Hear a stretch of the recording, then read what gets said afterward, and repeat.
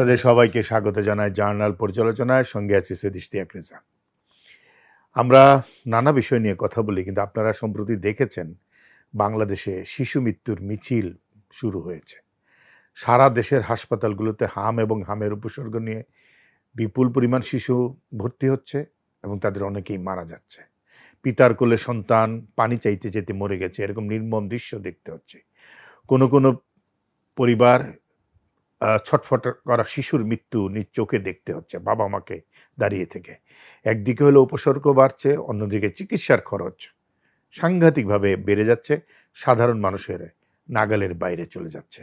এমন একটি বাস্তবতায় আমাদের আজকের শিরোনাম, অন্তর্বর্তী সরকারের টিকার গাফিলতিতে শিশু মৃত্যুর মিছিল। হাম এবং হামের উপসর্গ নিয়ে শিশু মৃত্যুর সংখ্যা বাড়ছেই। আজ যখন এই কথাগুলো বলছি তখন পত্রিকায় ছাপা হয়েছে যে দেশে হাম ও হামের উপসর্গ নিয়ে গত 24 ঘন্টায় আরও 3 শিশুর মৃত্যু হয়েছে। এর মধ্যে একটি শিশুর হামে মৃত্যুর বিষয়টি নিশ্চিত করেছে অধিদপ্তর, বাকি তাকে বলা হচ্ছে হামের উপসর্গ। মৃত্যু যেভাবে বাড়ছে তাতে মনে হচ্ছে খুব শীঘ্রই তার 200 ছাড়িয়ে যাবে, ইতিমধ্যে 150 ছাড়িয়ে গেছে। বাংলাদেশের মানুষের মৃত্যু কোনো বিষয়ই নয় এখন আর। হিংস্রতার চর্চায় মানুষের মৃত্যুতে সংবেদনশীল হওয়া সমাজ থেকে চলে গেছে বা তাড়িয়ে দেওয়া হয়েছে। এখন আমরা দেখতে পাচ্ছি শিশু মৃত্যুর বেলায়ও মনে হচ্ছে আমরা তেমনই আচরণ করছি।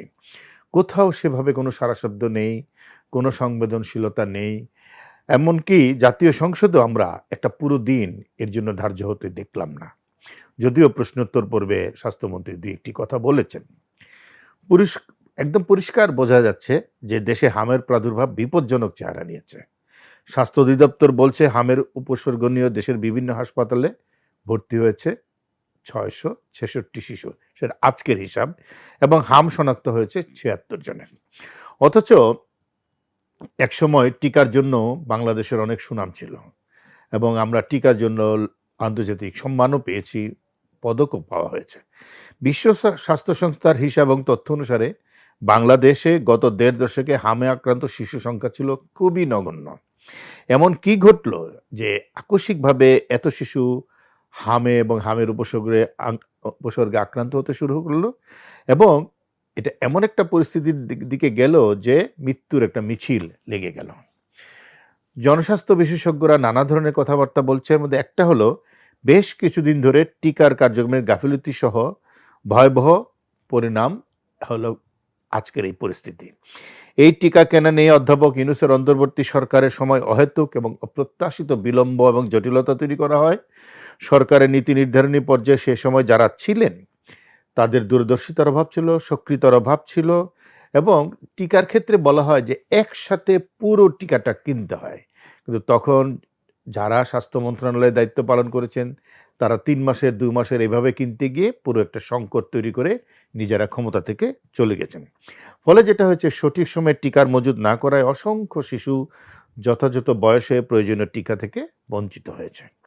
বলা যায় এখন যে তারেক রহমানের সরকার আছে, তারা নতুন সরকার, সেই হিসেবে তারা ভিকটিম, কারণ তাদের উপরে এটি এসে পড়েছে।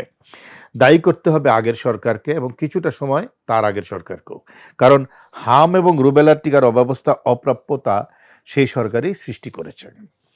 চিকিৎসকরা বলছেন হামের উপসর্গ নিয়ে যেসব শিশু এবার হাসপাতালে ভর্তি হচ্ছে তার বড় অংশের বয়স 9 মাসের কম। টিকার যে ইন্ডেক্স থাকে, সূচি থাকে, সে অনুযায়ী 9 মাসের আগে কোনো শিশুকে হামের টিকা দেয়া যায় না। তাহলে প্রশ্ন ওঠে, এত শিশু হাম আক্রান্ত হচ্ছে কেন? সেই হিসেবে আগের সরকারকে তো দায়ভার দেওয়া যায় না, কিন্তু দেওয়া যায় অন্য একটা কারণ। সেটা হলো, যেসব শিশুকে 6 মাস বয়স থেকে 6 মাস পর পর ভিটামিন এ দেওয়ার কথা, সেটা আসলে দেওয়ার হয়নি। ভিটামিন এর টিকা দিলে হামের প্রকোপটা কমে যায়। শিশু শরীরে ভিটামিন এর মজুদ পর্যাপ্ত থাকলে হাম সহজে কাবু করতে পারে না এবং তাদের অন্যান্য রোগ প্রতিরোধ ক্ষমতাও বেড়ে যায়। কিন্তু ভিটামিন এর ঘাটতির কারণে এখন শিশুরা নিউমোনিয়া, ডায়রিয়া সহ নানা রোগীতে ভুগতে শুরু করেছে, যার পরিণতি মৃত্যু পর্যন্ত গড়াচ্ছে। হাম রুবেলা তো আছেই। আমাদের শিশুরা 2024 সালের জুন মাসের পর থেকে নিয়মিত 6 মাসের ব্যবধানে ভিটামিন এ পায়নি। খুবই দুর্ভাগ্যজনক একটা পরিস্থিতি। 2024 সালের জুনের পর তারা ভিটামিন এ পেয়েছে 2025-এর মার্চ মাসে। অর্থাৎ 6 মাসের বদলে 9 মাস পর। এরপর আবার এ পর্যন্ত প্রায় 13 মাস এই টিকা থেকে বঞ্চিত হয়েছে। কতটা অবহেলা শিশুদের প্রতি ভাবাই যায় না। এই পরিস্থিতিতে আরেকটি বড় সমস্যা হলো 2024-এর 5ই আগস্টের পর দেশের কমিউনিটি ক্লিনিকগুলো যেগুলো গ্রামে গঞ্জে ছড়িয়ে আছে সেগুলো কার্যক্রম অনেক স্থবির হয়ে গিয়েছিল, ফলে শিশুরা প্রয়োজনীয় স্বাস্থ্যসেবাও পায়নি। সব মিলিয়ে এসব কারণে হাম একটা তীব্র জায়গায় চলে গেছে। সম্প্রসারিত টিকা কার্যক্রমের মাধ্যমে বাংলাদেশ আন্তর্জাতিক মহলে এক নজির স্থাপন করতে সক্ষম হয়েছিল। অতীতে সব রাজনৈতিক সরকারই টিকা কার্যক্রমকে অত্যন্ত গুরুত্বের সঙ্গে বিবেচনা করেছে। বাংলাদেশের সাধারণ মানুষও টিকা ইস্যুতে যথেষ্ট সাড়া দিয়েছে আমাদের আশেপাশের অনেক দেশের তুলনায়। ফলে অসম্ভব উৎসাহের সঙ্গে আমরা সাধারণ মানুষকে টিকা নিতে দেখেছি তাদের সন্তানদের জন্য।